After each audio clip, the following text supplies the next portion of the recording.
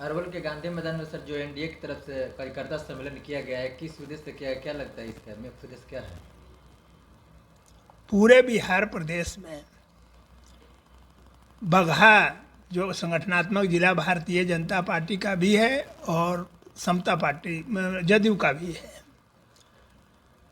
एक निर्णय हुआ कि जो हमारे 5 एनडीए के दल हैं, पांचों के प्रदेश अध्यक्ष हैं, बिहार के सभी जिलों में संयुक्त कार्यकर्ता सम्मेलन करें। संयुक्त कार्यकर्ता सम्मेलन करने से लाभ यह है कि पांचों दल के जो हमारे कार्यकर्ता हैं, नेता हैं स्थानीय, वो सब एक दूसरे से परिचित हुए, एक दूसरे को समझे और यह निर्णय हुआ कि पांचों दल के लोग बूथ स्तर से लेकर के जिला और प्रदेश स्तर तक मिल करके काम करेंगे और आगामी बिहार विधानसभा के चुनाव में 2025 में हम 243 में 225 सीट जीतें।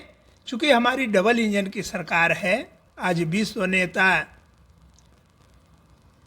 नरेंद्र भाई मोदी जी देश के प्रधानमंत्री हैं और नीतीश कुमार जी पिछले 20 वर्षों से बिहार के मुख्यमंत्री हैं, तो एक बार सामूहिक शक्ति, संघे शक्ति कलिजुगे कि हमारी सारे शक्तियों को एक जगह इकट्ठा करके और इसको चुनाव मोड में हम लोग जा रहे हैं और हम विजय प्राप्त करेंगे। अरवल विधानसभा जो है अरवल जिले के कुल 2 है, एक अरवल कुर्था, तो क्या लगता है कि दोनों एनडीए का निकल पाएगा जो आगामी विधानसभा चुनाव होने वाला 25 में? हम तो 10 में दोनों जीते थे, 15 में एक हम खो गए थे, अरवल वाला कुर्था तो जीते हुए थे, और 20 में एक नया गठबंधन बना CPI-ML, जिनकी 3000 से 5000 तक ही मतदाता रह गए थे 2005 के बाद। वो आरजेडी से उन्होंने गठबंधन किया और आरजेडी का जो वोट है, अंध वोट, वह माले के साथ जुड़ गया। इसका परिणाम हुआ कि हम दोनों चुनाव लूज कर गए। अब दोनों बाहरी उम्मीदवार हैं। अरवल जिला के न तो माले के विधायक जी हैं और न आरजेडी के विधायक कुर्था के हैं। और अरवल जो स्वतंत्रता सेनानियों की भूमि रही है, बलिदानियों की भूमि रही है,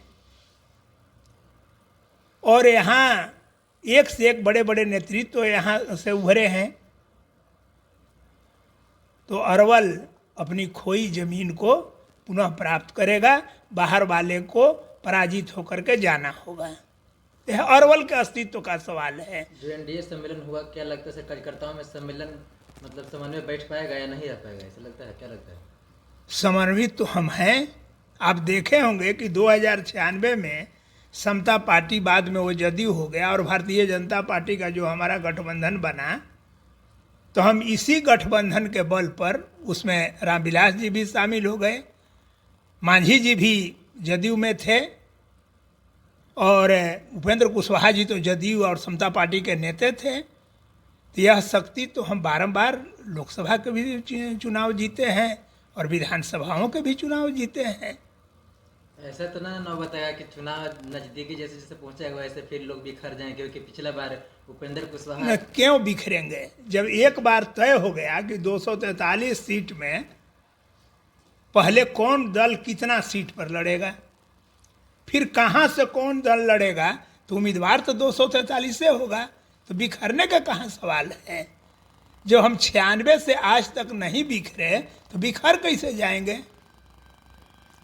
पिछला बार क्योंकि चिराग पासवान अपना जदयू के सीटों पर अपना उम्मीदवार उतारा। देखिए, कभी कभी राजनीति में अपवाद होता है। वह एक अपवाद की स्थिति थी और वह बड़ा बिहार के लिए दुखद स्थिति थी। आज तो आदरणीय नरेंद्र भाई मोदी जी के नेतृत्व में देश में और बिहार में आदरणीय नीतीश जी के नेतृत्व में पूरा एनडीए एकजुट है। इसलिए हम बतासा के लिए मंदिर नहीं तोड़ेंगे।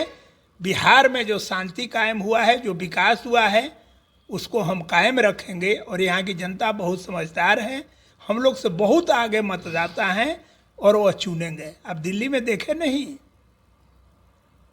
झूठ की महल कितने दिन चलती है, 10 साल में धराशायी हो गया आम आदमी पार्टी। अब परिणाम आएगा, देखेंगे, वह हम दोनों सीट जीतेंगे और जहानाबाद के और सीटें भी जीतेंगे हम।